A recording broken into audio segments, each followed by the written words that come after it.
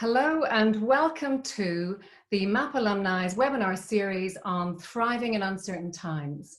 I'm Denise Quinlan and with me is Lucy Hone, and we are delighted to be sharing our work with you on real-time resilience, strategies for coping during coronavirus.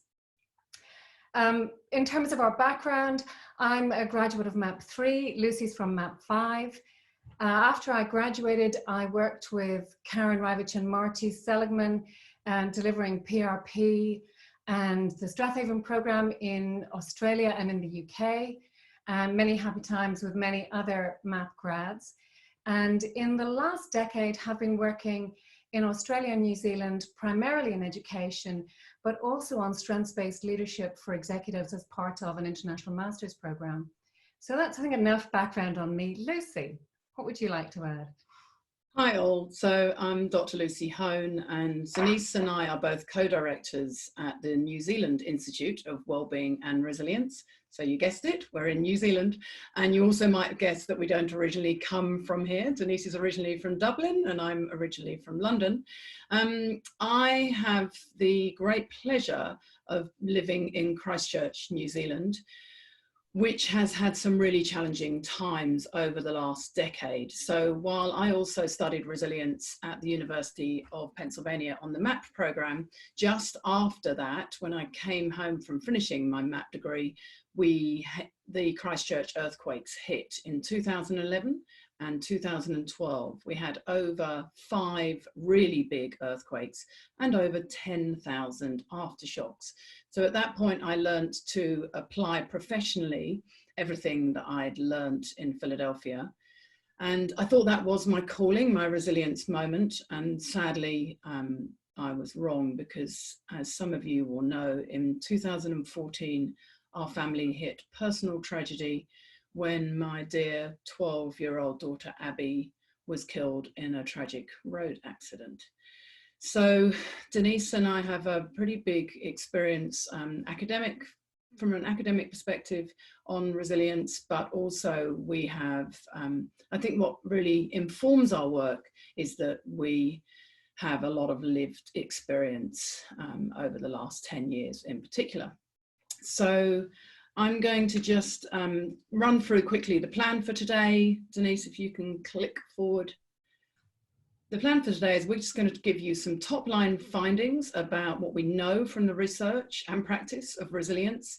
We're then going to give some time to the early warning signs that might indicate that you need help.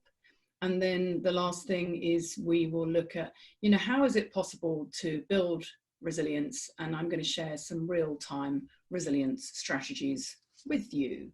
So over to you, Denise. That's me. Just one of our core operational values is real is better than perfect.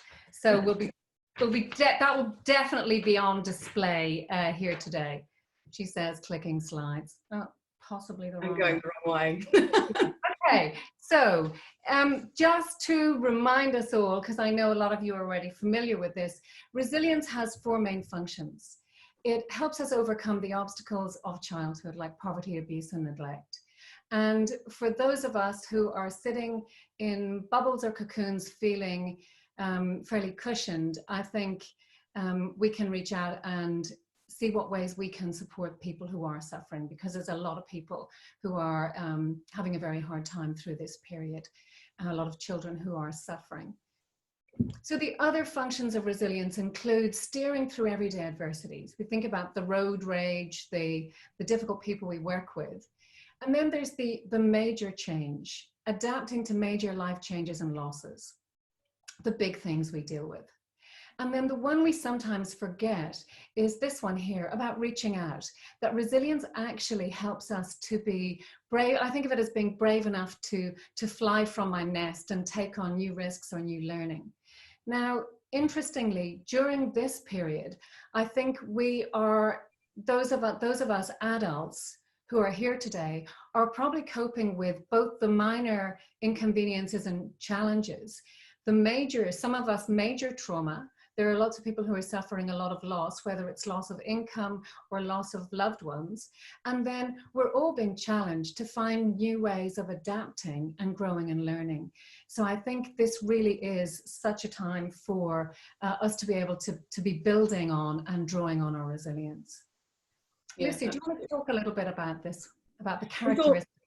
yeah, so in terms of just understanding some of the research of resilience, we thought we'd share this one particular study with you. So this is Dennis Charney's work.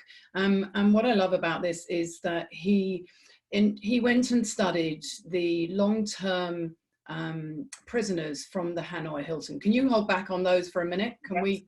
Like me. Call me, give me a nod when you want me to keep going. So let's go right back. Yeah, okay. So Dennis Charney did a study where he had the people who were held captive at the Hanoi Hilton, some of them for 5 years, and treated terribly. And what he was interested in was finding the common characteristics of those airmen who had been held captive who didn't come down with post-traumatic stress disorder or mental illness in the years subsequently. So he did long form interviews, and these were the common characteristics that investigation showed. So Denise is just going to click through these one by one for you now. Go slowly.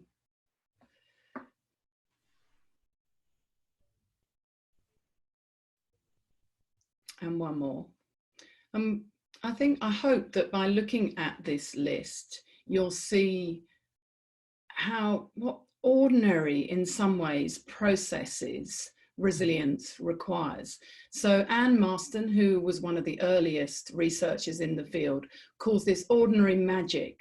And I think, it really does describe the ways of thinking and acting that help people navigate tough times. I wonder how many of you, as Denise clicked through this list, gave yourself a little kind of checklist, a kind of tick, cross, tick, cross.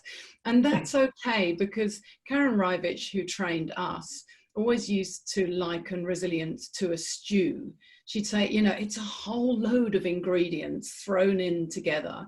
And like any stew, we all make them differently. And so in my store cupboard, I might have some of these ingredients in ample supply, and I might be running a little low on some of the others, and that's okay. So you don't have to have every single one of these nailed, but I think it is a nice kind of blueprint for the types of thinking and acting that enable us to get through those, crappy moments in life and really reach out and attempt to keep going even when life is tough too.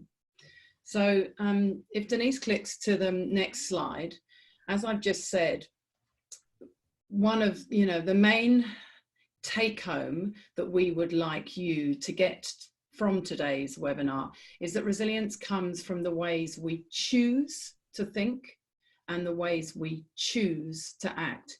It's not a fixed trait. And anyway, your genes are not your destiny.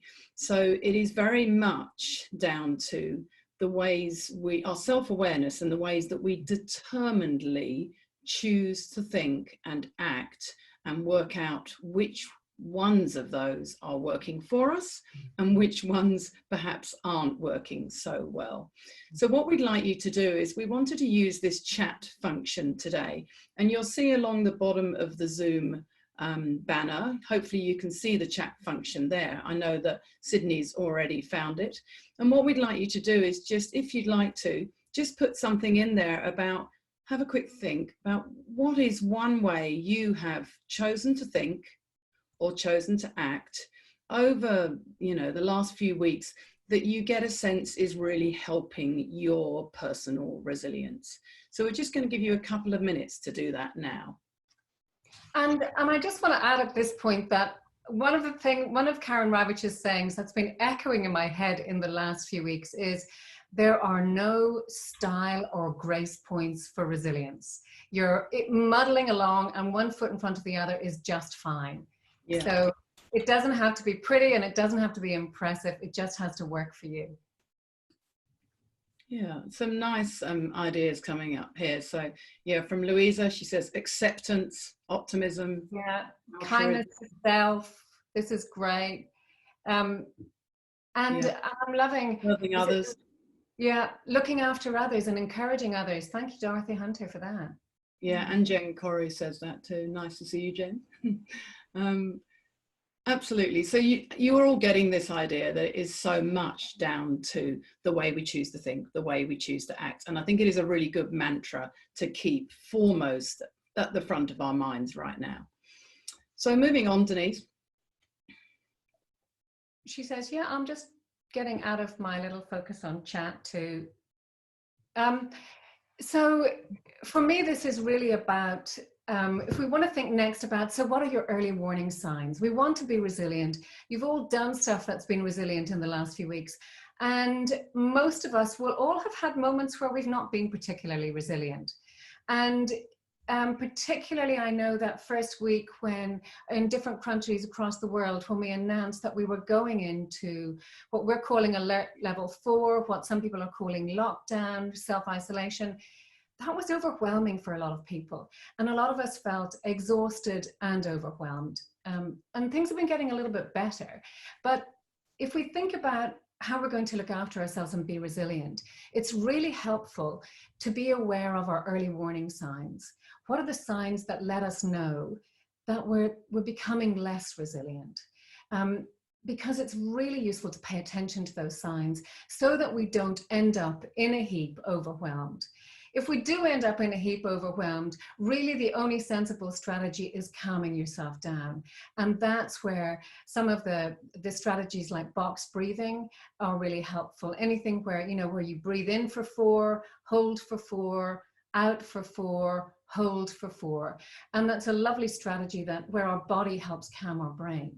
But we don't want to spend much of our time there. So it's better to be getting to grips with and getting familiar with our early warning signs. So some of the general signs that are typically observed will include loss of perspective, loss of cognitive flexibility. So that's where we are becoming, there's more black and white thinking. It's a bit all or nothing. We may lose our sense of humor. And I think it's important to understand that they're the kind of the general signs. For some people, they may withdraw. For other people, you may wish they would withdraw. So it's quite different. So as well as knowing these general signs, we really have to pay attention to what are your personal signs.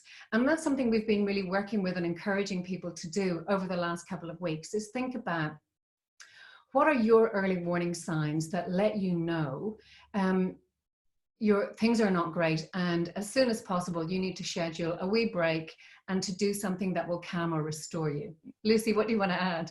Well, what I want to add is I want to ask you, Denise, so what was it that signaled that you needed to write a blog called Not Killing Nigel, her husband? Well, funny you should mention that. The first weekend in lockdown, as I said to Lucy, was not pretty.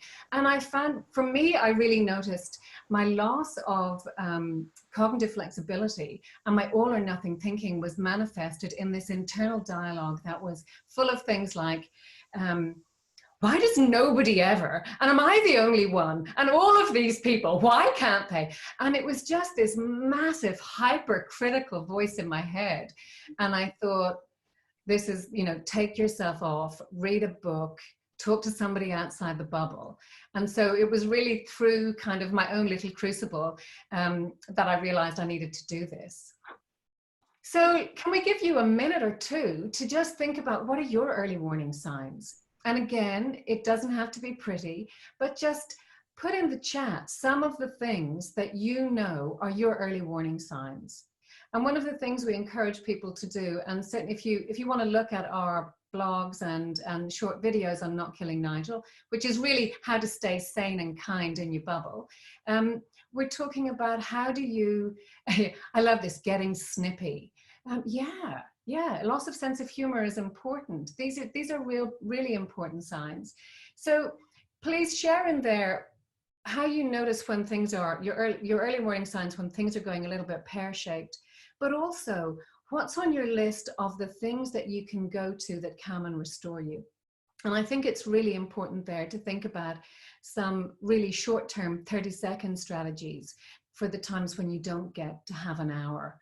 So I love that. Hating all people. Yeah, I hear you.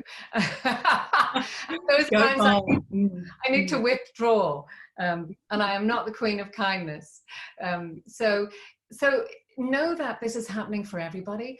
And these are really useful conversations to be sharing with our families in our bubbles, because it's really great role modeling for everybody. That to build resilience, we need to understand our own early warning signs and our own restorative strategies. And that goes back to the real, not perfect mantra as well, doesn't it? That, you know, just to accept and acknowledge that vulnerability with amongst ourselves, with those you work with those that you live with those that are on the other end of Zoom, or your family, you know, who you can't be in contact with, to just understand that this really is a time for lowering the bar. This is real, not perfect. We are possibly not going to be at our very best when we're all locked inside for hours on end. So be kind to yourself. And some of us just threw the bar on the ground on day one and stayed in our pajamas for a week, and other people struggled. But one of the interesting things with lowering the bar is, be aware, have you been able to lower the bar for your kids or for others, but not for yourself? Because that's something we're hearing about quite a bit. So Lucy, shall we go on to talk a little bit about strategies? Yes, so I thought what we would do is share some of the real-time resilience strategies that came actually out of our training at our MAPP training at Penn, but also that I have seen really work effectively in very practical, very real circumstances in my own life, but also in those that we work with, particularly in this post-quake recovery period in Christchurch. And then, as some of you will remember, we then had that terrible mosque shooting just over a year ago. So Denise, if you can click once for me, please. The first one is to understand that struggle is actually horribly normal, and that, you know, every life involves an amount of struggle and suffering. And for me, when the girls died, so my daughter died alongside one of her best friends and her mother, who was a really good friend of mine, when the three of them died, knowing that struggle was normal, really helped me in that it prevented me from feeling discriminated against. You know, I think, and this again at the moment, knowing that we're all in this together does really help us. It stops me from doing the why me, you know, why not me, I think is my kind of response to that. So that's the first one. And the second is, we know really from the resilience research that resilient people are very good at focusing their attention on the things that they can change, and somehow managing to accept or suck up the things that they cannot control. You know, it's so easy to say this, and I appreciate it is not easy to do. It requires a high level of self-awareness and some bloody minded sheer determination. I remember in my own life just thinking I would give myself 2 what ifs. I was allowed to say, what if we hadn't let her in the car that day? What if we hadn't planned that weekend away? And then I'd think, which actually we can click to the next one, because then I would think, actually, is this thinking like that, is it helping or is it harming you? So I find this question, which comes from cognitive behavioral therapy, particularly useful when I'm struggling when everything feels kind of overwhelming. So in extremely challenging times, I like to say to myself, is the way you're thinking or acting helping or harming you in your quest to get through this? You know, we saw from Dennis Charney's study earlier that having a mission, being on a mission to get through this, whatever it takes, is really strongly associated with resilience. And I think asking yourself, is this helping or harming me in my quest to stick at that mission is a really useful question right now. Just to give you quickly some examples, you know, for instance, is looking at your friend's Instagram, who clearly is having a much better time in self-isolation than you, is that helping or harming you? You know, looking at other people's fantastic recipes, all the things that they're achieving, is that helping or harming you? Having that 5th glass of wine at night, is that helping or harming you? Having that row with a family member, or pulling your teenager out of bed, you know, before they're ready right now, really, is it helping or harming you? And then the last of our real-time resilience strategies is to try and stop yourself from that jumping to conclusions, runaway train, catastrophic thinking. So I've just written a piece for one of the national papers recently on how we can stop ourselves catastrophizing. And so both that and a radio interview I've done this morning on catastrophizing, we can include, we'll upload those to our website. So that's the New Zealand Institute of Wellbeing and Resilience. And I'm pretty sure we've got the link to it at the end. So you can go and find more resources there. So these are our kind of real-time resilience strategies that in half an hour, we thought these are the ones we want to share with you today. Thanks, Lucy. And, you know, with a big nod to Karen Ravitch and Hunt the Good Stuff, we want to remind you also that gratitude, which seems like such a gentle, simple strategy, is never more important than tough times. That we've been working with people in the last week going, hey, what are your COVID silver linings? Because this is a tough time, but there are also good things happening. And some of the things people have been sharing with us include authentic flexibility at work. Being able, my kids can walk through in a Zoom meeting and it's not the end of the world. Families allowed to be present. So if you're not able to notice the good stuff, you've got to go out and hunt it right now. What's your phrase about gratitude, Denise? Yeah, some of us are born grateful. The rest of us can practice. I love it. And as somebody who was born and ingrate, I have had to spend a long time practicing. Yeah, I think it's really nice. And also Denise and I often talk about the language of gratitude because I'm not a big fan of that word gratitude. So in our kitchen, we've got this poster that says, accept the good. And I like that. You know, some people talk about 3 blessings. Here we've got hunt the good stuff. So really find whatever language works for you. Don't get derailed by the language. You know, don't miss out on the good stuff. It's so important to shift the focus of your attention away from the enormity of the challenges and all the negativity and the bad stuff. We really do deliberately have to focus back into what is still good in your world. Yeah. And in a nod to finding the language that works, one of our colleagues, their kids would no longer do gratitude at bedtime. And she introduced at the dinner table, in your day, what was a rose, a thorn, and a banana.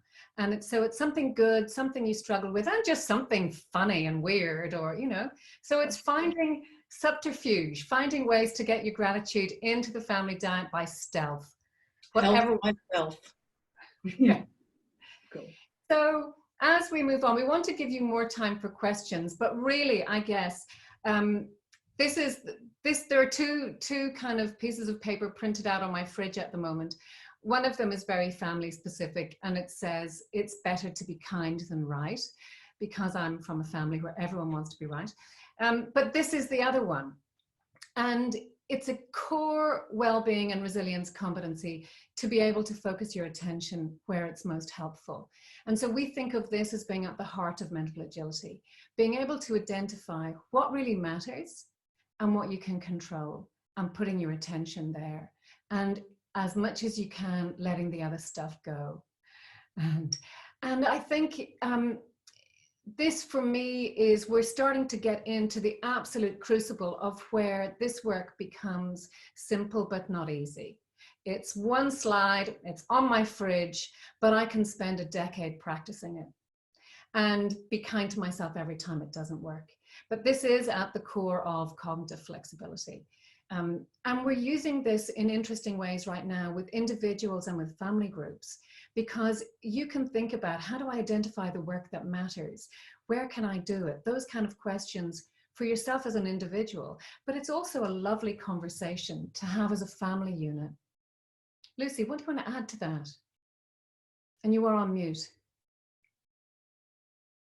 It's that quit moving off mute. Yeah. That how much you and I also use this slide to remind us how to prioritize at a time of potential overwhelm.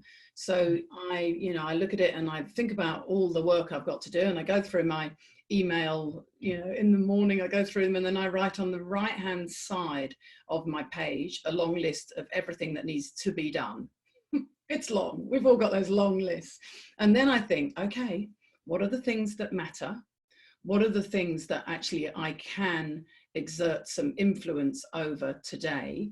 And where do they prioritize? I then do a rank order of those on the left-hand side of my page, which really helps me focus my attention on the important work and the important jobs and roles that I need to play that day. And I found that really useful during this COVID crisis, just as another way of prioritizing when, boy, we all feel so overwhelmed, don't we? And I want to say, Lucy, in terms of gratitude, I've had a lovely moment this morning listening to Lucy on national radio and going, I'm so grateful I work with her. And this moment is reminding me, and it's not just because you do this work so well, it's also, Lucy is talented at ruthless prioritization. And the last few weeks, that has never been more important than recently. I've been very grateful for the, let's focus on this small bit at the center. Yeah, I think somebody said to us the other day, reminded Denise and I to get out of the weeds. And I think that's also a great piece of advice at the moment, I identify what isn't your priorities, what's important to you, really focus all your attention on that. Okay, so we've got only a couple more minutes left of our webinar, us talking at you time, and really we thought we would just share with you some of our resources. So some of these are free. On the top left is my dear dog Lulu, who's looking really very dejected and disheveled here, and that is Not Killing Nigel, Staying Sane and Kind in Your Bubble, is a blog and a webinar and a podcast that Denise has written about how we stay sane and kind in our bubbles, as we call them here. Our bubble is your home unit that you have to stick to right now. And then I've also then below written a piece about how we lead teams during this working from home time. So Denise and I have worked, both of us, from home, our home offices, for a long time. And for much of the last 10 years, I've had to do so through challenging times. So those are the kind of gems of wisdom that we've picked up through those practices. So those two are just free resources, and they are absolutely free for you to share with anybody. And top right, the Real-Time Resilience Strategy Overview, that's a great little one-page PDF for sticking on your fridge. And then these are our books. So we've just actually launched, we've just published The Educator's Guide to Whole School Wellbeing. It's available online, and very soon we are doing online training around that will be available from the New Zealand Institute of Wellbeing and Resilience's website. My TED Talk, Come on, let me brag, Lucy. So Lucy's TED Talk was filmed in Christchurch for the TEDx there. It has been so popular and so well appreciated that TED has moved it to their homepage.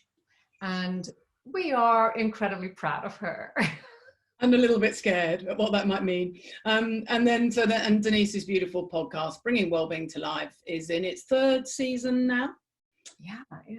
And actually, I know there are people on here who are, I see Tayab is here with us. We have podcasts with Tayab on well-being and on cultural responsiveness and multicultural society. So feel free, they're all free and available for download if you're interested. Yes, and the website address I did manage to include it at the bottom there. So so thanks guys for joining. Have we got anything else to add, Denise? Do we have any more slides, for instance?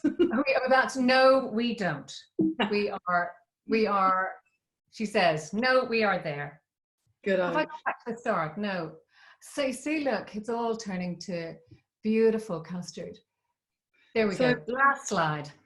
It's 12:30 now in our New Zealand time, Thursday. We'd love to invite you to send us any questions. As on that bottom panel of Zoom, you'll see there's a Q&A. And so please use that. For some reason, we're meant to be using that and not the chat function. So try and go ahead and ask us something on there. Denise, I'll kick off a question to you then. So what is the secret to staying sane and kind in your bubble, do you think? Well, for me, the ones that I came down to were lowering the bar. So it's about being kind, lower the expectations on myself and on other people. And then recognize my early warning signs. And then when you identify your warning signs, it's really, so what am I going to do to make things feel better? So it's having a list of the things that calm and restore you. And as I said before, they need to be some short ones and some longer ones, depending on the time that's available. One of our colleagues says, one of hers is she has 3 small children who need to be taken to the loo several times a day. When they're in the loo, she lies and puts her feet up the wall for 30 seconds, and that's her me time. It's good. Whatever works. Yeah. So the other things then are that I think are really important. One is getting everyone in your bubble to have some space that's designated as theirs. We've been working with people who have a lot of people in a small space, and I think the minimum is, if I've got my headphones on and I'm in that chair looking out the window, don't talk to me. That we need to give people space to retreat into. But and we need to have explicit conversations about those, those rules. And then the piece for me that's really informed by pause psych is the last piece, which is I then say, the person who's been driving me crazy, what do I like most about them? What's the kindest thing they've ever done for me? What am I most proud of that they've ever achieved? What's my favorite memory? Any of those. So that's the restorative piece. That's the positive emotion as a reset button, so that I don't just recover, but I'm willing to come back in and re-engage with these people who are important to me. I really like the practicality of that. So Tyab's asked us a question about when we should not use resilience during COVID. And I like that you've put resilience in those quotation marks, Tyab, because I'm picking by that you are referring to the fact that sometimes people think resilience is about kind of hardening up and, just kind of strapping on your armor and forging through. And what we know, in fact, is that it's very much about having a willingness to be vulnerable, to actually acknowledging that we can't do it on our own, and that's okay. Denise and I have been doing quite a lot of training and some webinars this week around what is the language, we call it in New Zealand, mana enhancing language. What is the language that makes you feel better and that works for you, which you can use maybe in your work environment to say, I'm not coping. So do you want to just say a bit about that, Denise? I loved your examples of that. So first of all, that I think we need to have a really broad understanding of resilience, that sometimes the most resilient thing I can do is surrender to the uncertainty and surrender to my vulnerability and stand there, if you like, metaphorically naked in the rain, acknowledging that I'm there and it's a tough moment. And not to say that's not being resilient, that's a resilient moment. And so I think it's not that we don't use resilience, but we need to broaden our definition of it, that resilience is this big roller coaster of the moments where we're being strong and brave and the moments where we're hiding under the covers and being vulnerable. Yeah. And then the other piece that Lucy and I have been laughing about is how do we have a useful conversation with our work teams or our families around how we're coping. And if I email Lucy or phone her and say, I need to take a day off, I've hit the wall, I'm not coping, it's a heavy language and it's a burden. And suddenly Lucy has to worry about me and see if I'm okay. Whereas if I talk to Lucy and say, look, I need to prioritize well-being over productivity today because I've given a lot in the last few days and right now I need to refuel my tank, or my cup is empty. We talk about, my language is how full is your cup? And Lucy says that makes her want to be sick in her shoes and it's too fluffy. And her language is, how full is your fuel tank? And do you need to top up your fuel tank? And so we've got to find language that's going to work for us and enable us to have these conversations. And that for me, one of the important pieces is you shouldn't have to prostrate yourself on the floor and say, look, I'm not coping. You should be able to say, I'm looking after myself and that's what I want to do right now. Yeah, absolutely. So any more questions from any of you out there? And do remember, there's never a stupid question. I'm trying to think what else we've been mulling over. Somebody asked me a question on the radio this morning, which really cuts to the core of resilience, I think, and it goes back to that vulnerability. And that is that when we train people to be able to cope better with adversity, to be more resilient, what we are doing is training them to focus all of their attention on the things that they can change and somehow accept the things that they can't, to notice the good and exert influence and control over your relationships, over your emotions, in any way you can. And yet, at the real, hub of also being resilience is understanding that we have to surrender, as Denise said. We do have so little control. And I think that is one of the really challenging and overwhelming aspects of the COVID pandemic, is that it is the enormity of it and the fact that we can control some little bits. We don't know what the future brings. And so then I think the best we can possibly do is walk forward each day doing the best that we can and try not to forecast too far forward in the future, because that does lend itself to catastrophizing and overwhelm. And in the end, is that helping or harming us in our quest just to get through the current week? Yeah. And Lucy, we've just had a gorgeous question come in of, if language is the key, the lyrics, what's the music of resilience? In fact, we have had a great conversation in our team this week, because we wanted to put a radio request on our national radio to thank all the teachers for all of the hard work they're doing, as our students have not gone back to their schools this week and they're now having to, home learn. And so we had this great, didn't we, ongoing kind of email debate coming in from all sides about which would be the great the great song for the teachers. And it made me think about a kind of a resilience playlist. And I know I've been noticing in my house what the flow and movement is, and there have been times when it's been quite staccato, and my daughter went, "Oh, you too," at Nigel and I having a little bit of repartee last night, and that was definitely getting a bit staccato, and when it does, that's not a good sign in our house. And so again, I think it's lovely to think about what is the tune of your family or your work team when people are being resilient. Is it hammer and tongs? Is it quiet? And it's a nice way to have a conversation about what does resilience look like for you, and the fact that it can be different for different people. Because for some people it'll be calm, for other people it's rocky. Yeah, absolutely. And Denise, Barb has just put in here, feeling like I'm not allowed to be angry. And I think, that is something that is so important to address, because in positive psychology, people often make the mistake of thinking that it's all about being positive all the time. And I hope what you and I bring to this field is the realism that that's not always possible. And so you know, it's fine to feel angry. Actually, I would like to have a bitch.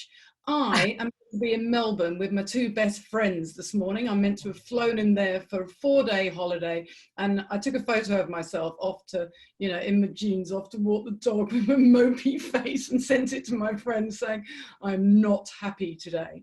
And, you know, that's a minor, obviously, just a really minor thing. But there's so much that we can be angry and sad about right now. And I think it is really important to acknowledge that it's okay to feel a range of emotions. You know, all emotions are important for human functioning.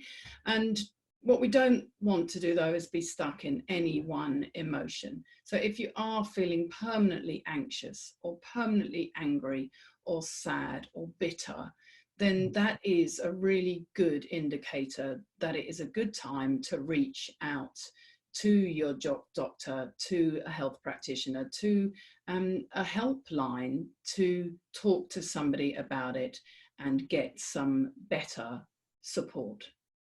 And I think I would just add to that, that it's okay to feel everything. And the next question is, how do you want to express it? We can be as angry as we like. Now, I can be really angry. And what I've been managing recently has been, where's the most useful place for me to express this? And sometimes it's in my room on my own going, God, these people drive me crazy. But I want to be able to come out and get on with them. And so sometimes I phone my sister in the UK and we'll have a chat because she's not in the bubble and she doesn't get splattered by it. But I think another useful thing to remember is that the average emotion lasts, doesn't it, somewhere between 30 and 90 seconds. And after that, we're throwing logs on the fire. And I like to think about my emotions passing through me and experiencing them and knowing their information. And Sue Langley from Australia talks about emotions as data. It's incoming data. What do you want to do with it? And if I'm getting incoming data that I'm really angry, what do I need to change? Who do I need to talk to? Yeah. And we've had a nice question from Tessa here. I'm actually going to go back in a minute to Liesel's question about lyrics and language, but I also just wanted to give you an opportunity, Denise, to talk about mindfulness. So Tessa says, you haven't mentioned mindfulness, you talked about awareness of emotions, behavior and acceptance. Is there a place for mindfulness? Oh, look, you know, one of the things that that we talk about in mindfulness is, you know, the whole point of a mindfulness practice is that you sit on your cushion and you train your ability to focus your attention so that when you step off your cushion, you are able to do that in your day-to-day life. And the other part of mindfulness that's core for me is, I know the Dalai Lama talks about it as having two wings. One wing is focusing your attention and building that skill or that ability. The other piece is the other focused attention, being able to have warm-heartedness for other people. So if we have been cultivating those things on our cushion for the past few years, yay, now more than ever is the time that you want to be bringing that into your daily life and practicing it. And if you don't have a mindfulness practice, it's still okay to have moment-to-moment practice of paying attention to where your attention is. And I think a situation like we find ourselves in at the moment is one where we realize that any of the strategies we talk about hinge on the ability to pay attention to what's happening inside us, to notice where our emotions are, to notice what our early warning triggers are, to notice how our relationships with others are. And then without noticing what's going on, it's very hard to then put useful strategies in place. So absolutely, mindfulness is at the core of a lot of our strategies. And I think mindfulness is also at the core of being able to self-regulate, which is something we know we want for our young people. So I think it is a really fundamental building block. Yeah, and so Denise practices mindfulness formally and meditates regularly. I'm not so good at that. I would kind of acknowledge that I'm better at downloading meditation apps than actually using them. I'm embarrassed to say. But what I do is more informal mindfulness practice. So as Denise said, you know, staying really, being very self-aware about your emotions and about where you're putting your attention and how judgmental you're being about your interpretation of the way you are thinking and acting. And on top of that, the way I have very intentionally used mindfulness is to help me with my vulnerability in the years since Abby died, because we have two beautiful boys who are still very much in our lives. And when she died, she was 12, they were 14 and 15. And within a year, the eldest was driving a car on the open road. And then, of course, they've left home and gone to university. And I've had times of real stress and anxiety, just feeling so vulnerable about them and what might be happening to them. And that is where I've intentionally employed mindfulness, just to say, you know, what do you know right now? Just stick here in the moment. Don't forecast forward to what might be. And also don't forecast forward to how miserable it will be not to have Abby's wedding, for instance. You know, just try really hard to keep yourself in the moment and deal with what you know to be true today. So I feel that mindfulness has definitely saved me in that vulnerability as well. Mm. And Now, can I go back yeah, to April's yeah. question about music? So she's asked, you know, around Anna singing in The King of I, whenever I feel afraid, I whistle a happy tune. And funnily enough, this morning, just before I came down here, someone sent me Julie Andrews singing Doe a Deer from The Sound of Music, with the lyrics changed to be appropriate for COVID-19. And it's beautiful. So I will go back and listen to that again. But all of this really is about noticing where your music sends you and what emotions you want to be accessing. And if I can, so last night, for some reason, you know, as it is, I ended up watching the Freddie Mercury tribute concert on video, on, you know, clicking on the different songs, and then listening to a really, really wistful song of theirs, Teo Toriate. And it's about, you know, times gone by and what could have been, and let us cling together. And I thought, whoa, that is not a space I want to go to. I do not, it's not helpful for me right now to sit and think about all the people I've lost, all the people I'm going to lose. Nuh-uh. So pulling right back and back into We Will Rock You or anything else that felt a bit more upbeat. And so I think there, you know, you might love Leonard Cohen, and I'm a big fan, and a big fan of Tom Waits, but they are not my playlist for right now. No, I think that you make such a good point. And actually, talking of playlists and music, over the last year, I've made a real intentional effort to actually tune out of the news media, because it wasn't helping me. And I felt that it was so negative. And then as the COVID crisis really started ramping up, I noticed that it was definitely kind of amplifying that overwhelm. And so in the mornings when I was still getting in the car, I would immediately put on my playlist from my phone rather than listening to Radio New Zealand. And it makes such a difference. And Denise and I often talk about this, you know, even when I had 3 small children at home and we were doing that parental battle to get them out the door, so often I would break the whole kind of tension and arguments in the house by just saying to them, hey, someone put on a piece of music. Who wants to be DJ today? And I think that you do make such an important point, Liesl, that music has that ability to completely shift our mood. And so I think absolutely, couldn't encourage it more as a real-time resilience strategy. It's what's the soundtrack going to be for your house? You know, what's the song that reminds your kids of some of their happiest times? What's the song, like in my house, there are songs that we've played for years going skiing and snowboarding. I can put those on. There's a song my daughter says she and her college flatmates played all last year in the summertime. I put that on for her. That works.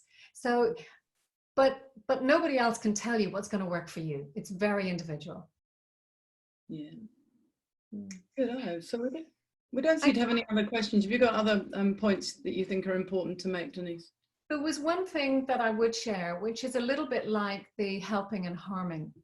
And it's a question that was asked of me on the last retreat I was on with a wonderful teacher called Bonnie Ross, who's from Vancouver.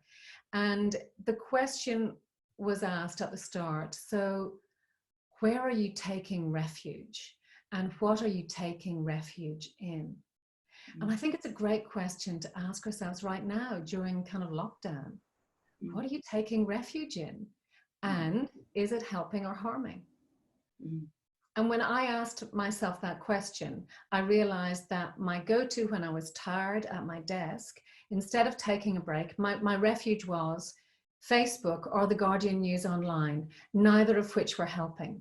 And so I realized, be deliberate and make choices about where you take refuge at the moment. And maybe make a list of the refuge you want to take. And for me, that includes things like getting outside into green space, walking my dog, talking to my friends. What's the refuge you want to take? Yeah, I think it's a really nice question, and it emphasizes the point that right now we all need some kind of recovery routine as well. So I think that is really important. I've just put that question into the chat as well. Denise is, where are you taking refuge and what are you taking refuge in? So no more questions from anybody out there? No, that feels like a nice place to end. Yeah. So we'll make sure to share all of these resources are all available on our website. You can see the link there. That is nziwr.co.nz. And the books, TED Talk, podcasts are online. Your podcast, Denise, is on Apple, iTunes and other podcast conduits? She says, apparently, yes. Good. So I'm just going to sign off and say thank you so much for joining us today. Denise and I love doing webinars together. We don't work in the same city, don't live in the same city, but we spend a lot of our time doing this together, don't we? And it's been fantastic to have you all along. And, you know, I just want to applaud you for giving up your time and knowing that just by being here, in my kind of language, I think of you all as leaders in terms of that kind of, you know, you might not have leadership in your title, but if you're a change maker, if you're interested in understanding and learning more, then you are practicing leadership with a little lowercase l, and I applaud you for that. Thank you all for being with us today, and we hope to see you again soon. Take care of yourselves. Bye.